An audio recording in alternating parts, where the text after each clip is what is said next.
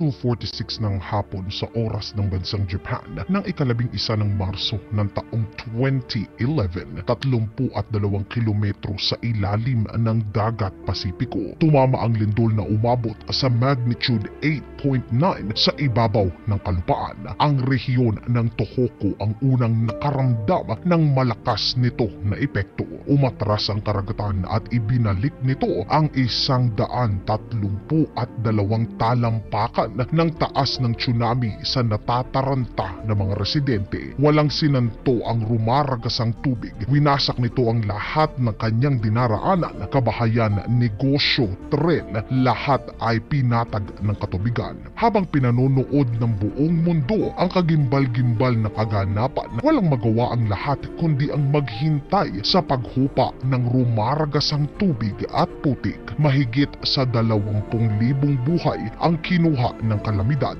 Dikit sa kalahating milyon ang nawalan ng tahanan. Hindi pa kasama dito ang nangyari sa Fukushima nuclear disaster na siya namang pumilit at nagpaalis sa mga tao sa malawak nito na kapaligiran. Sa paghupa ng baha, tumambad palalo ang karimari-marim nito na naging epekto. Bukod sa halos napatag ang buong bayan, tumambad na ang libu-libong mga walang buhay na nakatawan. Walang pagsidlan ng kalungkutan ang bumalot sa bansang Japan. Ngunit wala silang magagawa. Kinakailangan magpatuloy ng buhay. Kaya naman pilit silang bumabangon matapos ang ilang buwan ng pagkalugmok, panlulumo at kalungkutan. Wala na mga taong minsan ay nakasama nila. Buong mga pamilya ang nabura. Ni walang nakaligtas ni isa sa miyembro nila. Naglabasa naman ng mga kwento tungkol sa mga kakaibang pangitain at kasindak-sindak na mga aparisyon na siya namang sumasalanta sa kalapit nito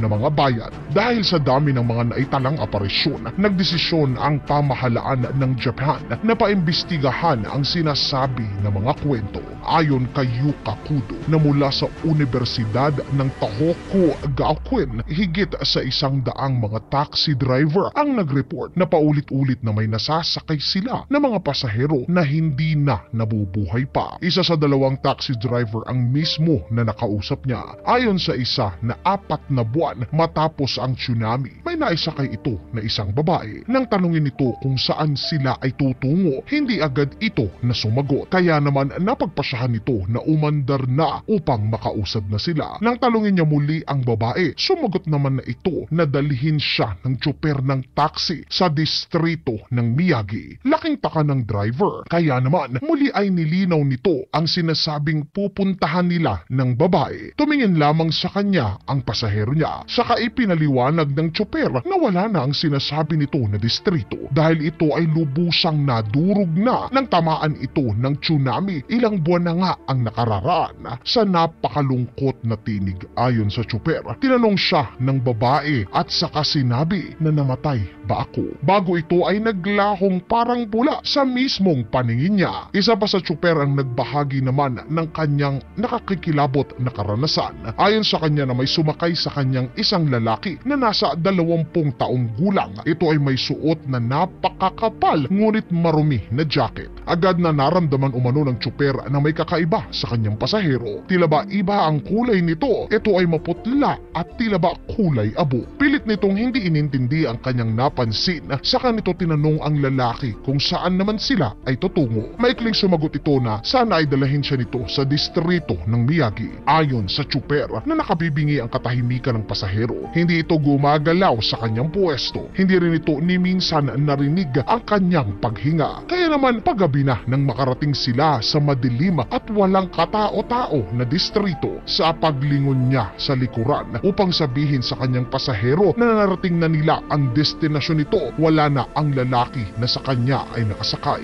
Isang lalaki naman sa Japan ang naglahad sa media na matapos ang trahedya sa dalampasigan ng nadisgrasyang bayan ay nagtungo siya. Nais daw sana niya na makita ang naging lawak ng pinsala. Sa paglalakad daw nito ay napansin niya na gumagalaw gabi na pala. Kaya naman bago umalis ay sumilip muna ito sa dalampasigan. Doon daw nito naulinagan ang hindi mabilang na mga pulang mga mata. Ito ay nakalubog sa mismong tubig. Sa takot daw niya ay paspas ito na kumaripas ng takbo. Kasama na sa kwento ay ang isang lalaki na naatasan upang imbestigahan ang kinalabasan at pinangyarihan ng sakuna. At nang ito ay umuwi na sa kanyang pamilya, kakaiba na raw ang inaasal niya. Ayon sa kwento ng pamilya nitong si Takashi Ono na naghahapunan ito at nagpahinga. Ngunit alam nila na may kakaiba sa inaasal niya. Matapos na kumain ay nagulat ang pamilya nito na bigla na lamang ito na nagtatatakbo sa likod ng bakuran ng bahay nila. Nagpagulong-gulong ito sa putikan, saka ito ay walang hinto sa pag-ungol. Saka ito ay nagsalita ng lengguwahe na hindi nila maintindihan. Sa loob ng 3 araw paulit-ulit na ito ay tila ba nagwawala, umiiyak at hindi malaman kung siya ay nasaan. Gayong nasa sariling bahay naman niya siya.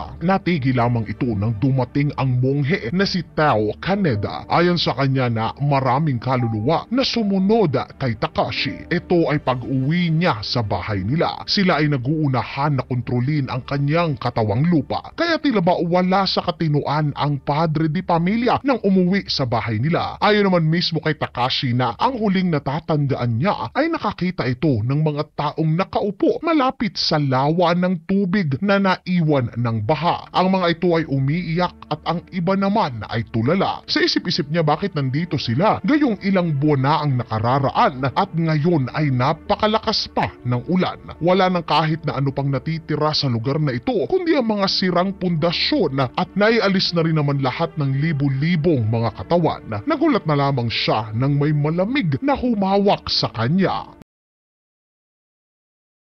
Sobra pong dami talaga ang kwento ng mga taong nakaranas ng mga aparisyon na pagpaparamdam mula sa mga namayapang biktima ng tsunaming ito. Ang iba pa nga po ay nakakausap pa nila sa telepono. Kaya nga po 4 na episode po ang inialay dito ng palabas sa telebisyon na pinamagatan na ang Unsolved Mysteries. Tila ba hindi pa rin daw matanggap ng mga taong ito ang mapait na kanilang biglaan na